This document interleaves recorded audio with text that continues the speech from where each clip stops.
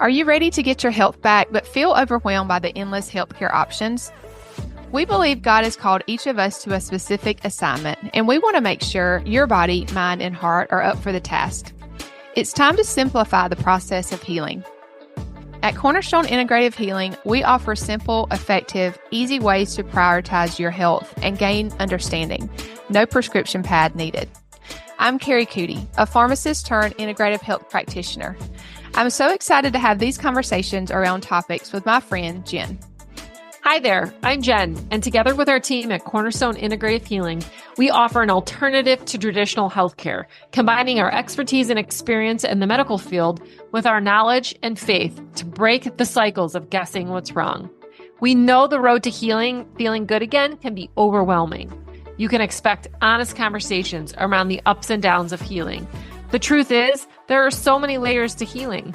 Because we've taken the time to learn where true healing comes from, we've learned how to help other women to discover a different way of caring for themselves.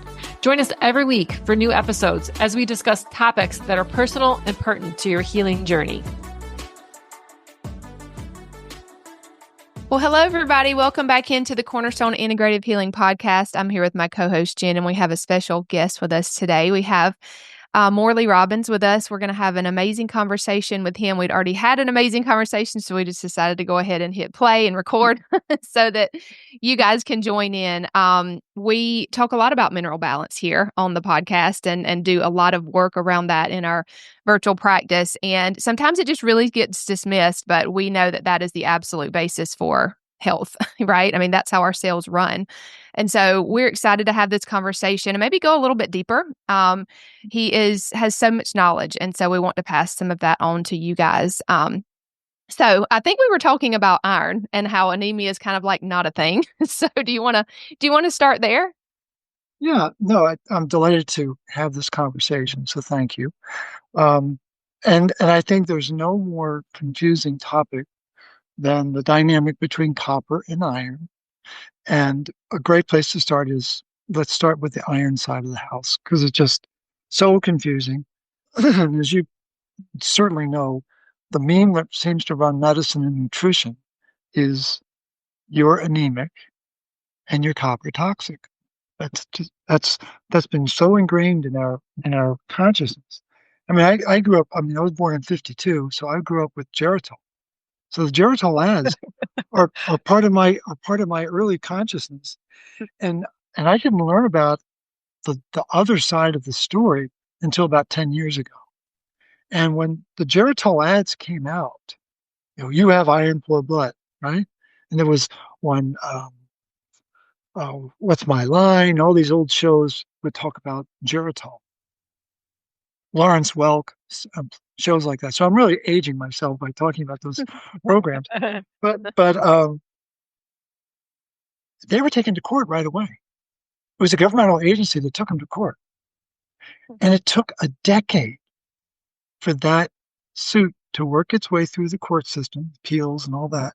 And finally, at the appellate level, they were told to cease and desist airing the Geritol ads, that they were not in the best interest of the public. But what's fascinating is to find out what was the governmental agency that brought suit. You would like to think it was the CDC, or that it was Department of Chemistry. Yeah, right. Department of Chemistry. It was the FTC, Federal Trade Commission, because they thought it was misleading advertising, and it was. And someone within the FTC had the presence of mind to bring the suit. But the amazing thing is, for 10 years, those ads were still on the air every night, populating the thought process of a lot of Americans. And so we've grown up with this belief. And what's the three-letter word in the word believe? Lie. And so we've grown up with this belief that we need more iron. And it's everywhere. Oh, it's like, yeah. Can you talk a little bit about that? Because I don't think people understand the pervasiveness of the iron in the fortified foods and how it does metabolically affect affect them. Because I think that's important, especially, I would say a lot of our listeners probably are pretty interested in health, right? So they're probably staying away from a lot of packaged foods. But if for those that, maybe don't realize how, Right. the expense of iron fortified foods. So how much time do I'll try to make it as fast as I can. 1941, the UK, the US, and Canada decided to start putting iron filings in the wheat flour. Now, there had been iron supplements were made available after the First World War. That's a whole nother story about how that got done. I don't think we have time for that. But the point is, everything about iron supplementation, iron fortification is based on deception, because it's a confusion between excuse me, how iron presents in the blood versus how iron accumulates in the tissue. So low iron on a blood test is not telling you anything about the iron that's stuck in the tissue. And people need to people need to know that there is a difference between the blood level and the tissue level. And the individual who brought this to light was Bruce Ames, famous scientist who just recently passed away just last year. And at the peak of his career, when he was doing this research, he was the most quoted scientist on planet Earth.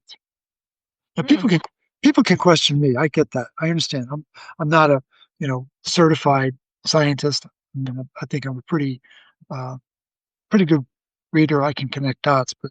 But when Bruce Ames tells me that there's 10 times more iron in the tissue than shows up in the blood, then we need to sit up and take notice. There's some level of disconnect in terms of how iron presents itself.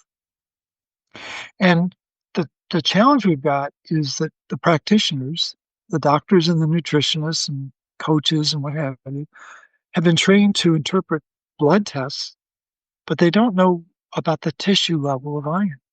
They don't know that that under stress, I think this is in the course that I was telling you about a few minutes ago. The two models of stress that started to be studied in the 1980s were chronic social defeat stress. That's interesting. They have this rodent model, how they can create social defeat with a big bully rat versus the other rats. It just conjures up such images. And then they have repeated restraint stress. I'm strapped down, I can't do anything. Well, what was COVID?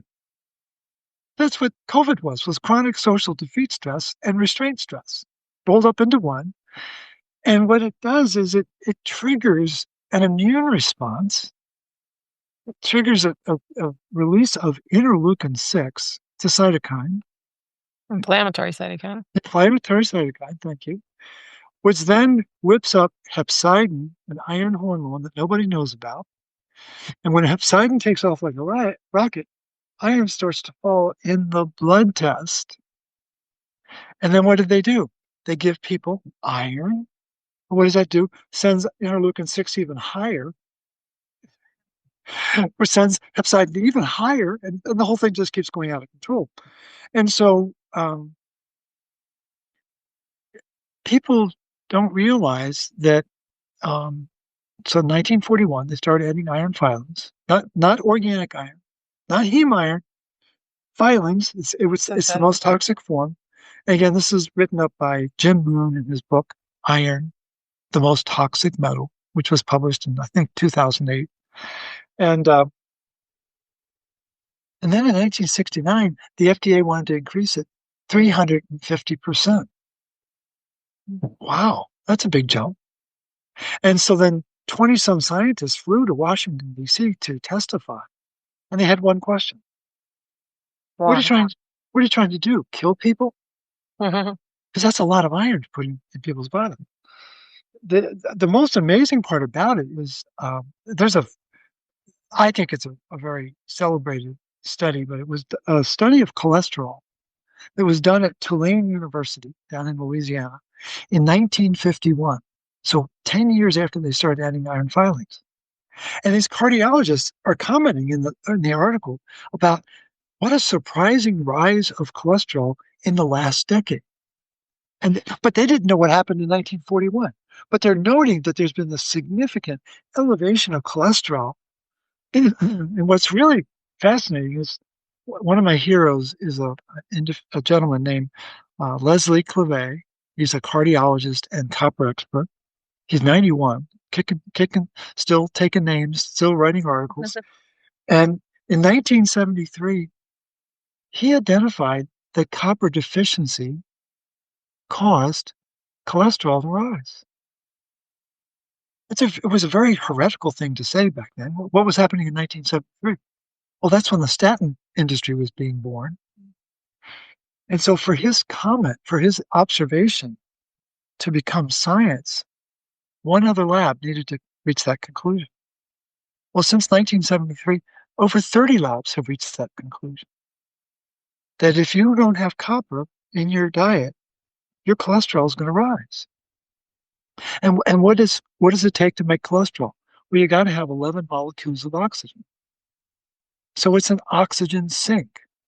So what does cholesterol rising mean? It means the body knows it doesn't have enough copper to activate the oxygen. Let's put it into storage and we'll deal with it later. And then how do we make hormones? Oh yeah, we make hormones from that cholesterol. And every hormone that I know of, every steroid hormone, it's just a clinical sign of oxidative stress. So the whole thing ties together.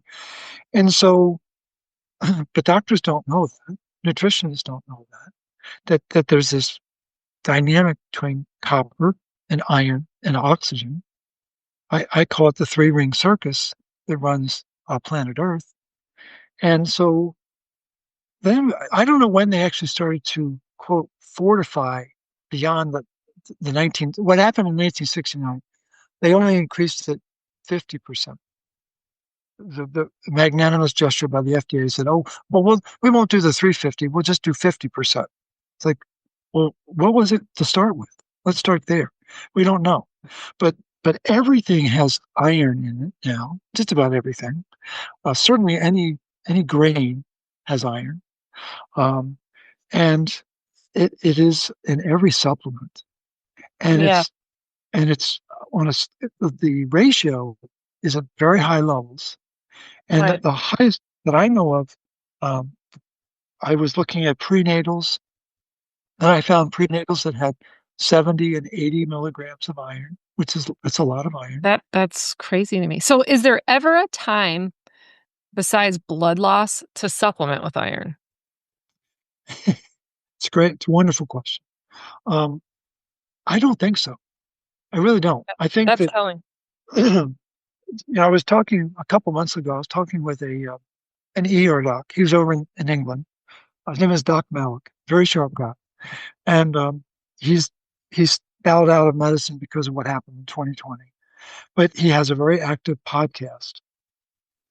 And we were talking, and he asked me this exact same question. I said, Doc Malik, other than someone being in a car accident where they're bleeding out, he said, I don't think so. And he went, wait a minute.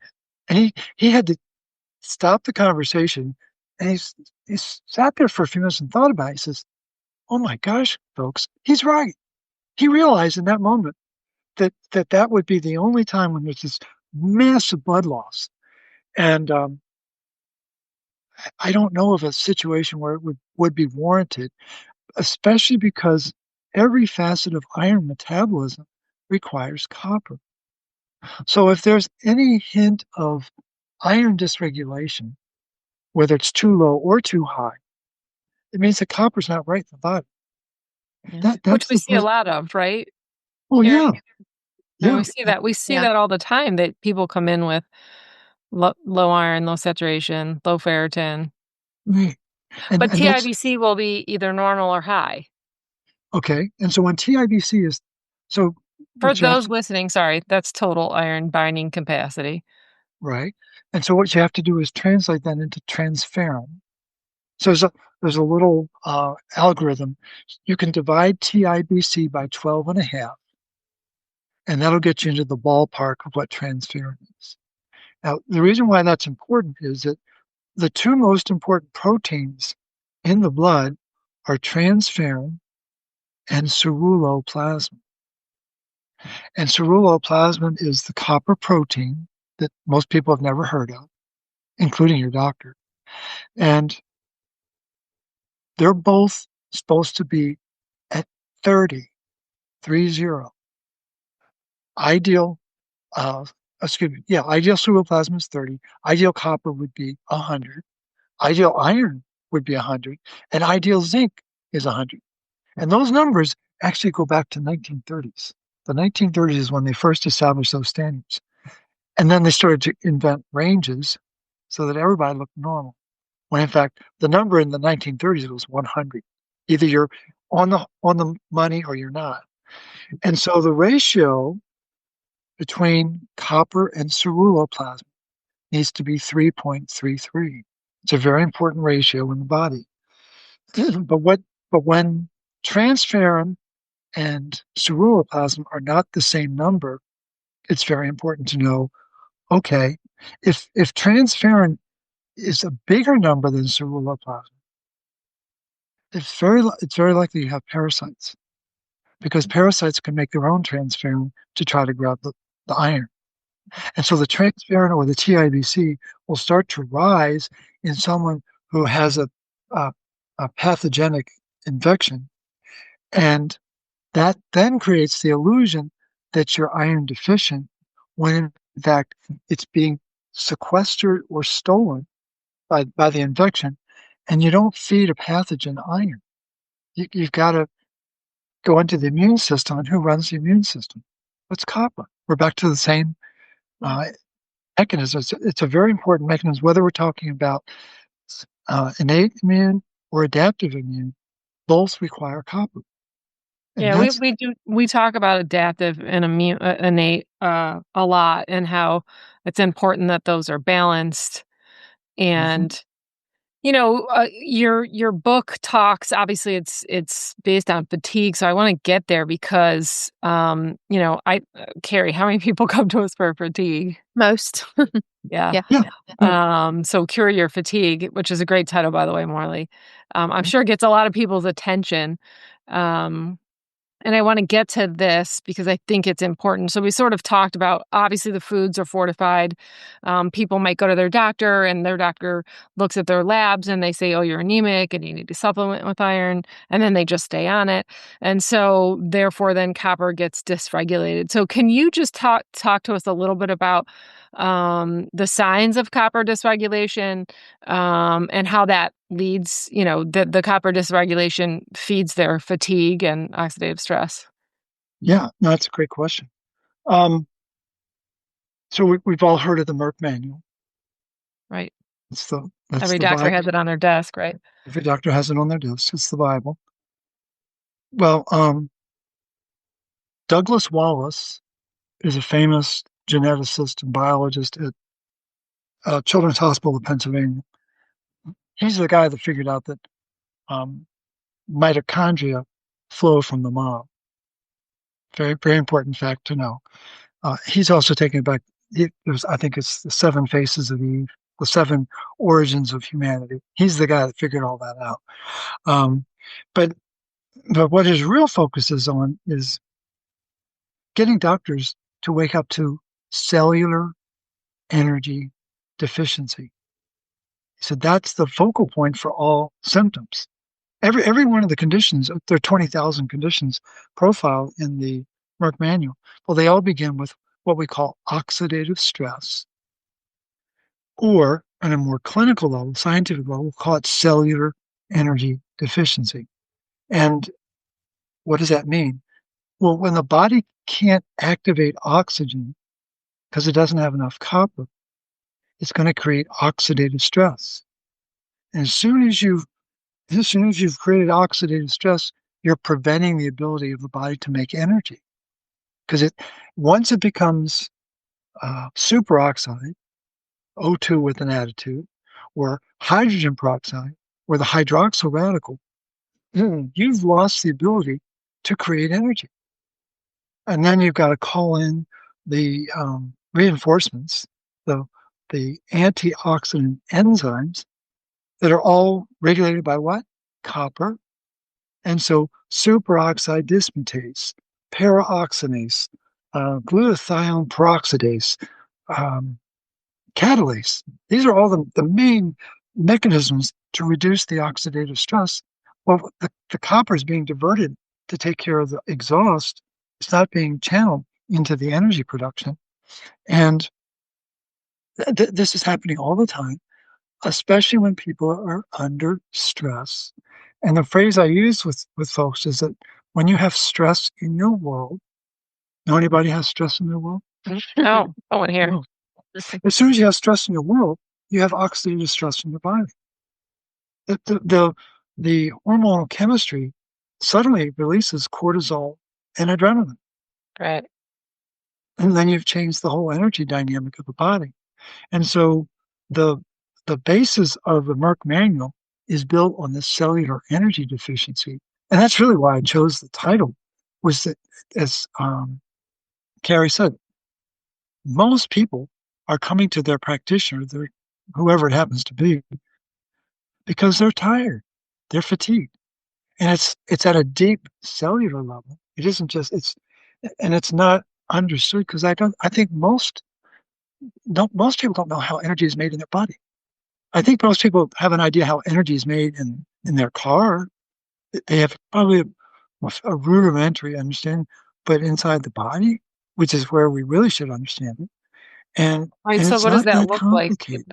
Yeah. What does that look like? So what does that look like for people? So if they're sitting here listening and they're like, okay, well, maybe copper is my problem. So what copper dysfunction, what does that look like for people? Well, the thing is, when you get into the mechanics of the mitochondria, so people have probably heard that word mitochondria. They might have heard mitochondrial dysfunction. Sure. Well, Powerhouse. there's a bunch. Yeah, powerhouse. That's how it's labeled. Powerhouse of the cell. Well, it's actually not a powerhouse. It's a smithy. It's a what? A smithy. It's a blacksmith. And there are. It's doing a lot of things. But think of a blacksmith's shop. There's a hearth that had a big fire so they could work with the iron. And that's what the mitochondria does, is it creates energy to recycle the iron. The iron is basically a waiter carrying oxygen into the mitochondria. And then the oxygen needs to be activated, turned into water at complex 4. So that once that water is created, it releases ADP to go over to another complex to become ATP, magnesium ATP. Which is, I think it's the most beautiful part of our physiology, is that little mechanism turning oxygen into water to release energy. Well, ATP is the energy, by the way, for those that are listening. Yeah, that's the currency. Right. Adenosine triphosphate. So there's 3 phosphate on the adenosine molecule, but the key is getting people to realize that there's this beautiful dance between copper and iron. And one of the most important things for the mitochondria to do is to recycle that iron back into heme, or what are called iron sulfur clusters. And the iron sulfur clusters are what populate the mitochondria. They're what allow the mitochondria to work.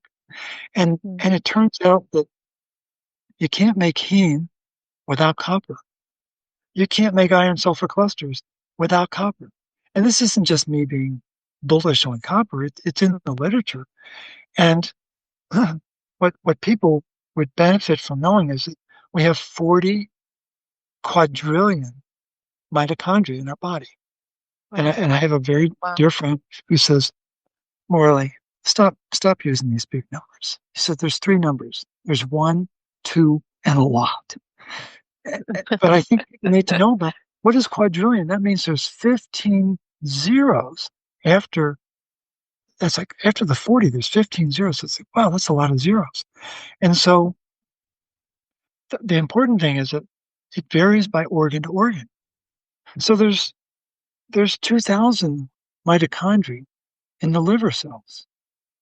There's 4,000 mitochondria in the kidney cells. That's a big jump. You get into the heart, now we're talking 10,000 mitochondria per heart cell. Then we go into the mature egg in a woman's body. Any guess as to how many mitochondria we're talking about? 10,000? No, it's anywhere between 100 and 600,000. Wow. So do you think the women who have 100,000 mitochondria versus the women who have 600,000, might that explain the menstrual difficulties that they're having? Right. I was just talking with a nurse about an hour ago up in Virginia. They have a deeper Southern accent in Virginia than in Georgia. You know that. But Yes. no, she had her ovaries taken out when she was 33 years old. Oh. I said, Yeah. you haven't had blood loss for 30 years? She said, well, no, I didn't know that was important. And so there's two reasons why women outlive men. There's only two reasons. One, women are smarter. That's a biological fact. And secondly, women have 40 years of blood loss. You're designed for blood loss. And so the reason why this is important is that Jerry Sullivan, famous MD, PhD pathologist at the University of Florida, wanted to know, why do women get heart disease after they go into menopause? And he called up his wife. He was so excited. This was before he published his findings in 1980 in Lancet, which is a big deal. And he said, it's the loss of menstruation. And his wife, who's also a physician, she was like, well, that makes so much sense. But no one had pieced that together.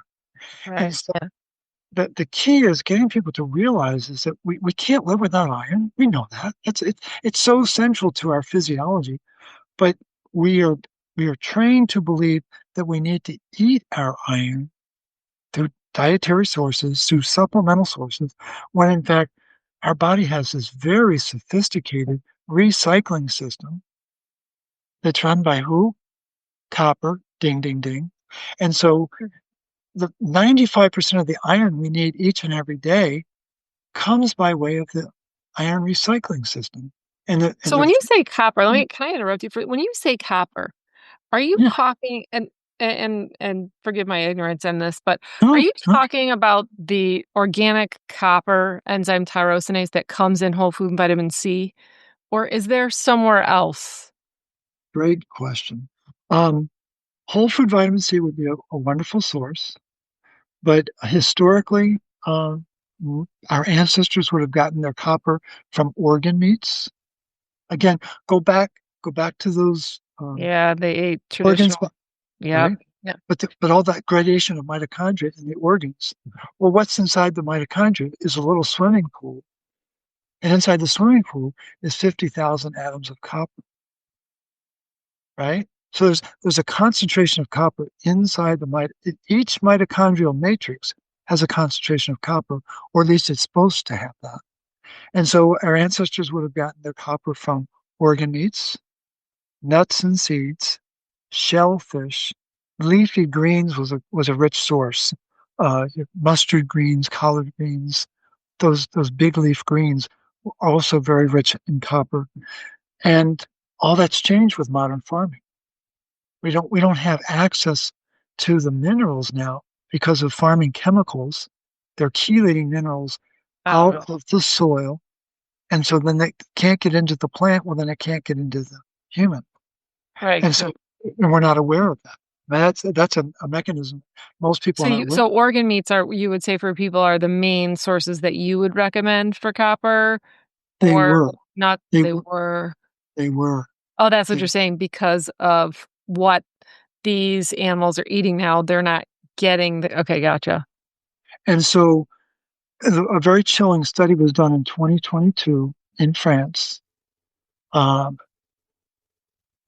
France was very opposed to glyphosate in farming. At one point, they were tempted to outlaw, but they never did. But they're pretty fussy about their farmers and what they use. And a team wanted to see, well, what impact did that have on Parisians, people from France especially, and they wanted to see if glyphosate was showing up in the urine of people who lived in France.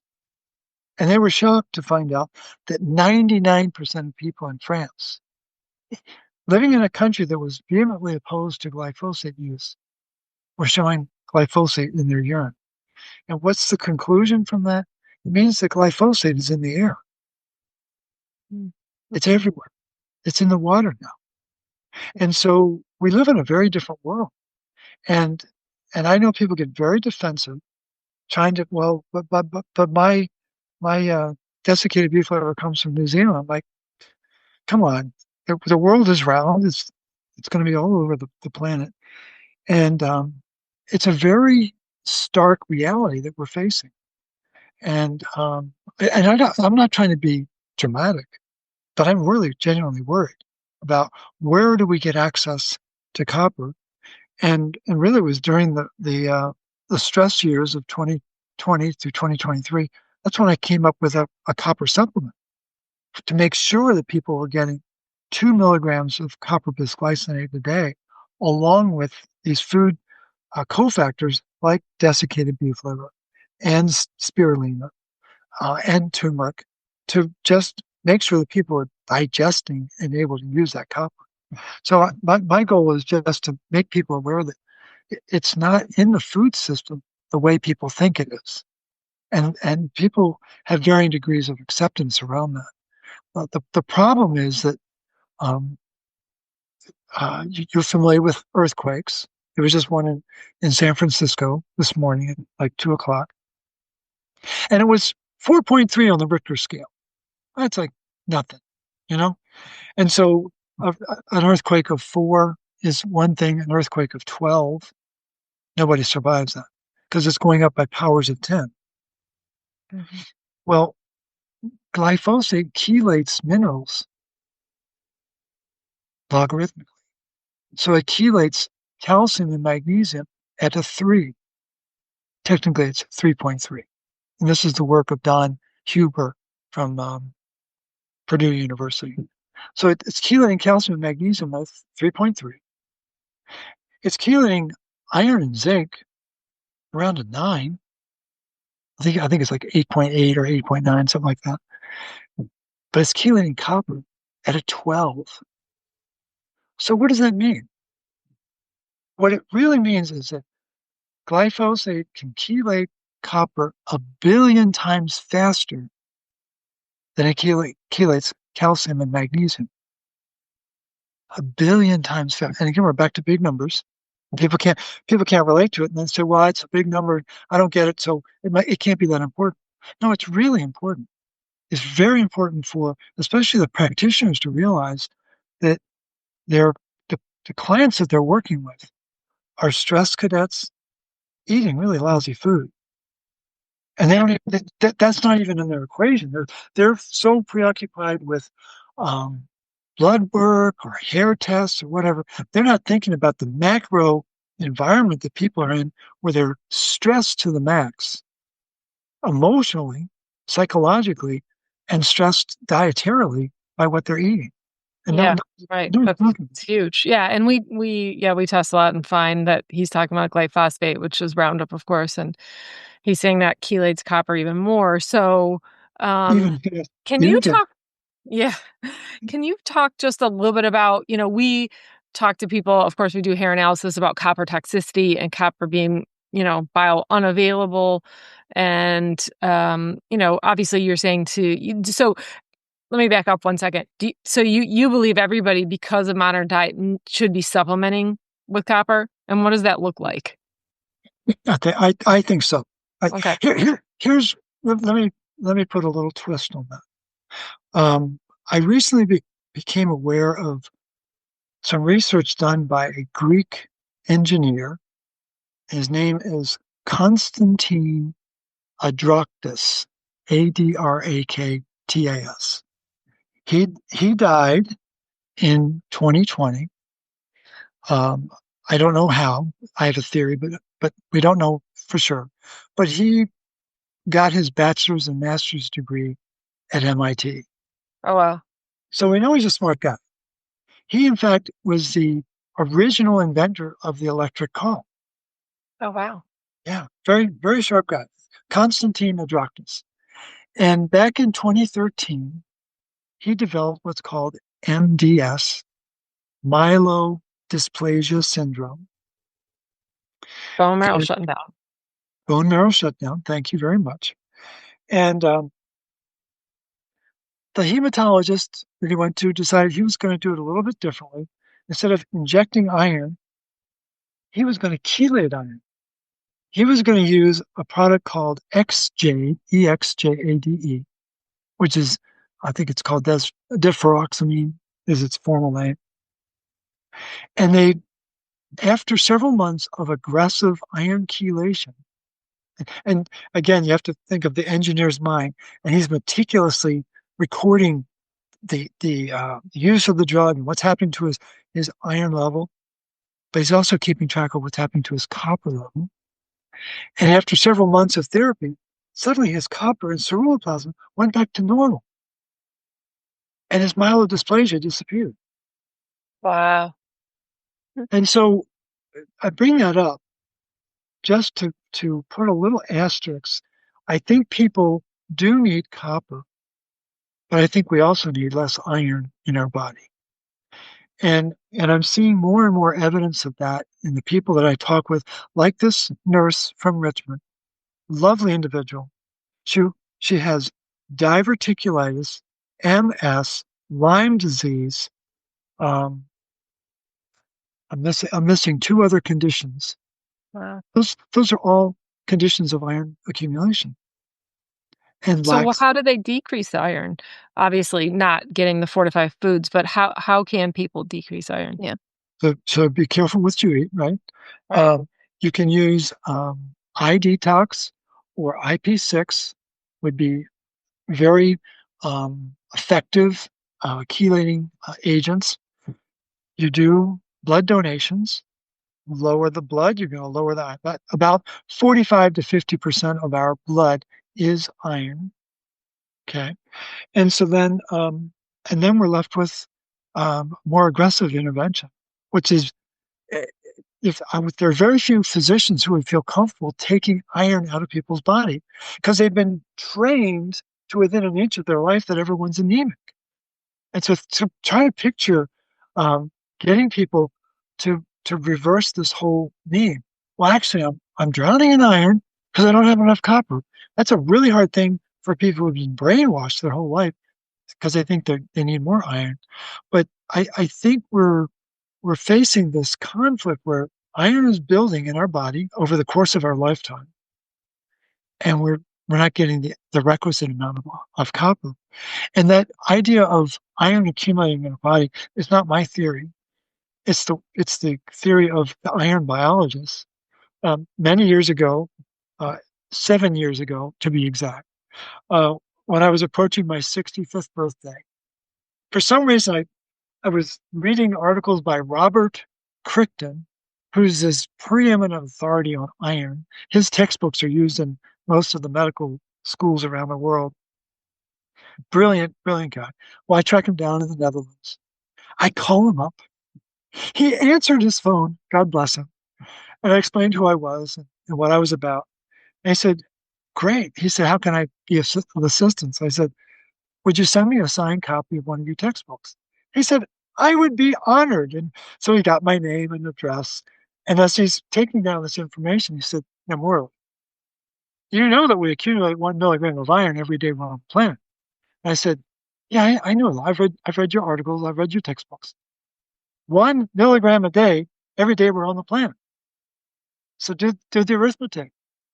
Calculate your age times 365, and that's how much iron you get. I've got 26,000 milligrams of iron in my body.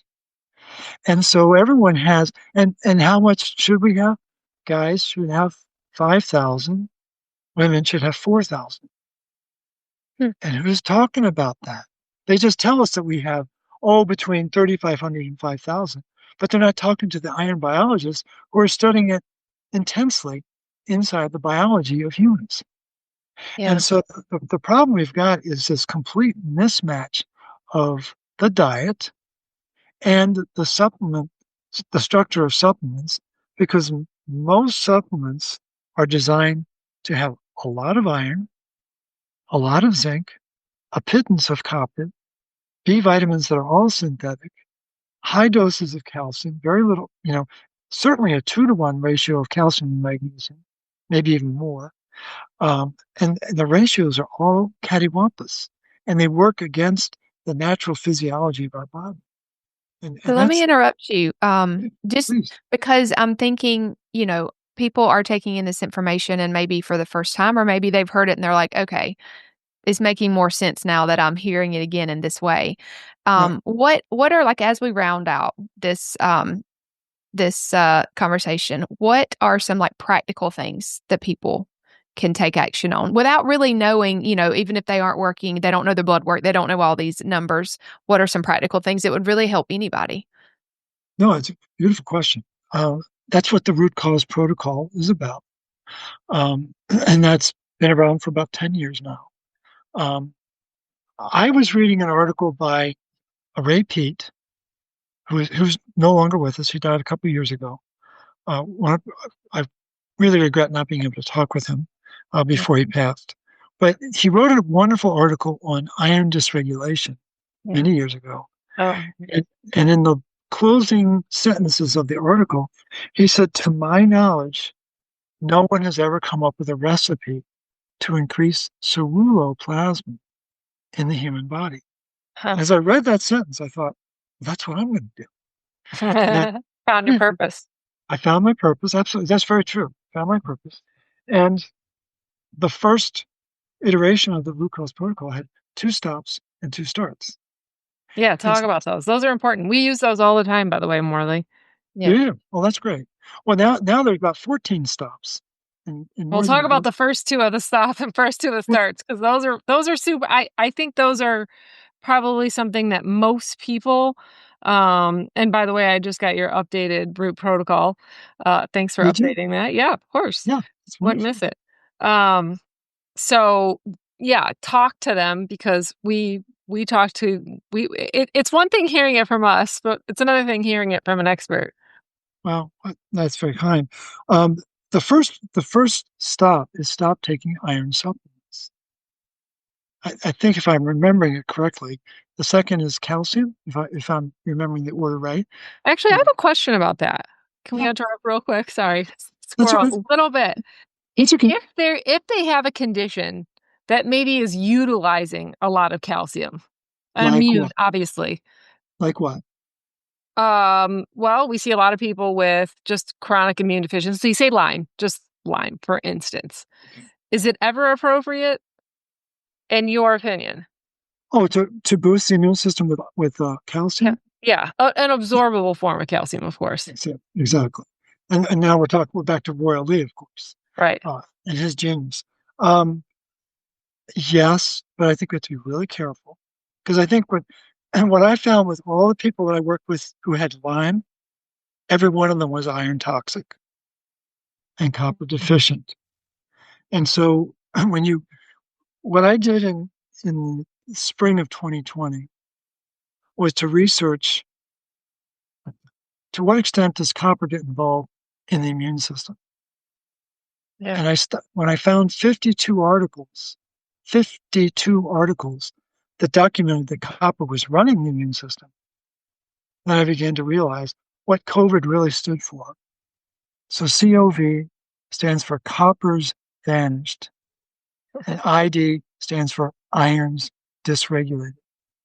And the research that most people don't know about is that in the 1928, March and May of 28, when copper was withheld from the animal's diet, iron rose in the animal's liver.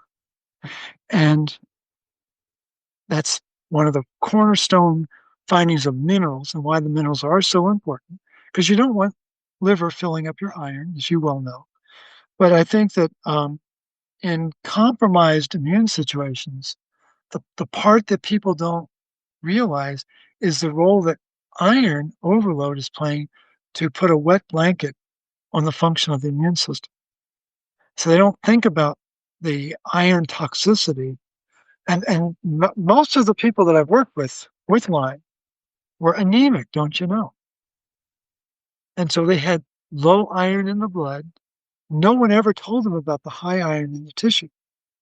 And so as soon as there's a compromised immune system, guess what the body does to the iron? It sequesters it into the macrophages. Save it for a rainy day, because we got a problem in Dodge. We got a serious problem here. And no one's thinking about the genes of our immune system saying, wait a minute, there's a pathogen. We got to keep it away. And then they'll say, well, but the Lyme pathogens don't relate to iron. Well, that's fine. The immune system knows that iron needs to be sequestered. It's a primal response. And so I think that calcium lactate, I think the standard process is the best form of it. But I'm sure there are other forms. But I think the calcium lactate is instrumental in helping to spike and really stimulate an immune response. But again, the part that people don't realize is that there's an enzyme called SERCA2. Do you know about the SERCA2 enzyme? No. Yeah, it's a really cool enzyme. Yeah. SER, capital C, little a, with a +2. Well, the SERCA2 enzyme, copper-dependent enzyme that releases calcium under stress. So what do? We give calcium to someone who's got Lyme disease, but not realize that what's really holding them back is lack of copper that's causing their iron to rise, lack of copper that's preventing the calcium release. Right. And that's the challenge, is getting people to say, well, why does my doctor know this? Why doesn't my nutritionist know this?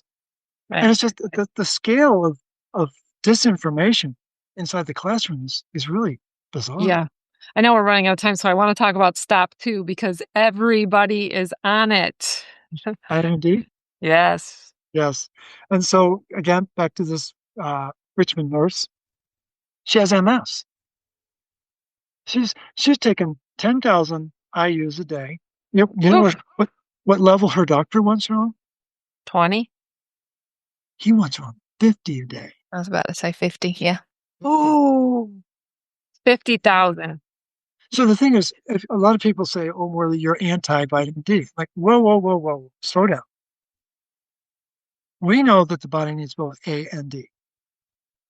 Vitamin A is essential to make copper bioavailable. And maybe in a subsequent conversation, we can talk about all the dynamics around that.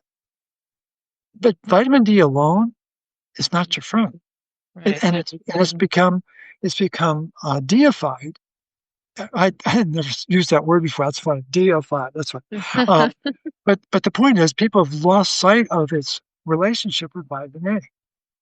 And what people don't realize is that vitamin D supplements taken alone will block the take-up of vitamin A. But vitamin D supplements will cause renal potassium wasting. That goes back to research from 1962 at Yale University. And it drives the iron deeper into the tissue. So you're losing iron, you're losing you're losing potassium, which is bad because most people are probably deficient anyway, right? You're losing A, which most people are deficient. Exactly. And the potassium and the iron is going up. What happens in a tissue that's losing potassium? It's going to invite iron in. Right. It's axiomatic. And again, back to your opening comments about the importance of minerals. That's how powerful they are. At a very molecular level, this sea of minerals is what's running the ebb and flow, the communication lines. And I think one of the real dangers of the modern era, with this overemphasis on D and iron and calcium, things like that, we're killing the signaling process in our body. There's very elegant chemistry that literally talks to themselves. That's like they've got cell phones. How you doing? What do you need? And if the mitochondria is filling up with iron, if the cell is filling up with calcium, it can't communicate. And I think it's important for people to realize just how beautifully intelligent our metabolism is, our immune system, how we are designed to respond to stress. But if we don't have the mineral reserves, we can't respond to stress. And it turns out that, and I just learned this doing these courses in anemia, resilience is a function of a part of our anatomy on our brainstem. It's called the locus ceruleus, and that's Latin for blue dot. Blue dot, and it's on either side of the brainstem, and it's where 70% of the noradrenaline is made in our body. Well, people are, well, I've heard of adrenaline. What's noradrenaline? Well, it means there's no R group. It means it's stimulating the response to stress, but it's also, noradrenaline has a unique quality. It can chelate iron. How about that? Noradrenaline. Noradrenaline. And what else does the locus ceruleus? Well, everyone's heard of the vagus nerve, the wanderer. Where does the vagus nerve end its journey? At the locus ceruleus. Interesting. Yeah, so I think it's fascinating.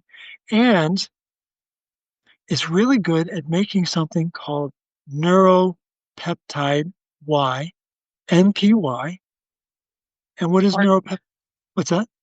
That's important. It's really important. And neuropeptide Y is the resilience factor in our body. Sure. It's like the most important resilience factor. And what is the first sign of neurodegeneration in the human? Neurodegeneration? Yeah. Lack of blue in the blue spot. And this blue spot has 10 times more copper than the brain. Crazy. So then talk about our goes then, Morley. So what are our goes? What are our first two goes? We talk about the first one. Before we talk about those first two. Yeah. First and foremost, number one. You got to get the minerals back in. You got to get the adrenal cocktail going. Sure. And start to mineralize the body. You've got to get. For those not familiar with the adrenal cocktail, you're talking about the coconut water, a good sea salt, and a little bit of OJ or some sort of citrus for vitamin C. Absolutely. Or we recommend Relight too, but yeah, magnesium is right at the top. What happens is under stress, we're going to lose magnesium, and so we've got to be constantly restoring it. And I talk about the magnesium burn rate increases as there's less copper and more iron. So you're saying that as oxidative stress goes up, which happens when copper is low, then your magnesium burn rate goes up. So your need for magnesium goes up. Absolutely. Right.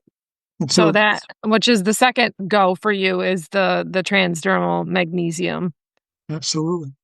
And do you prefer that first versus the oral for people? I know that's because that's my question. I think I've had great results either way. I think most people prefer to take an oral, but when people are really stressed out, they have a hard time digesting the oral. So the transdermal is better. Transdermal is very, very effective. Very effective. Especially if where the transdermal is really good is for pregnant women, especially in the last half of their pregnancy. Have them to take a magnesium oil bath every night. Really, really important. But once we've got the minerals back and the magnesium, then we get to start playing with vitamin C, whole food vitamin C. Begin to get the copper in a supplemental form. Those are the first four starts. And again, in the latest version of the starter guide, which is available on the website, it's all laid out, and people can print it out, put it up on their fridge, and start to work from it. Beautiful. Yeah. Beautiful. Well, thanks, Morley. This has been so amazing. We so appreciate your time. We admire your work. We use it a lot. And, if you have more questions for anyone listening, Morley, your book is Cure. You want to tell them your book? You want to talk about your book? Book is Cure Your Fatigue. Yeah. There's a new edition coming out. Second edition is coming out November 11th. Awesome. Yeah. We'll link that. Yeah, we'll link that for them. We'll link in the show notes. Yes. Yep. Yeah. Thanks, Morley. Yeah. Your work is brilliant. We, studying the work of Dr. Royaley, which he was huge, of course, on whole foods and minerals, and then seeing your work, it made such sense for me. And thank you for all you do to help people and to really bring, to light the importance of the minerals. We're so grateful that you were here today. Well, thank you. I appreciate the opportunity to have this conversation, and I make sure you feel comfortable. If something doesn't make sense, or you find something that contradicts what we talk about, please bring it on. I want to know where's an aspect that we haven't thought of, and really get some insight about that. So I appreciate that. Yeah. Thanks everybody for joining us. Till next time, be blessed. If this episode has served you in any way, drop a review wherever you listen to podcasts. We'd love it if you'd share any aha moments or takeaways on Instagram and tag us at Cornerstone Integrative Healing. And if you haven't already hit the subscribe button, please do so. We want to continue to walk this journey with you. Until next time, friends, know that we are praying for you.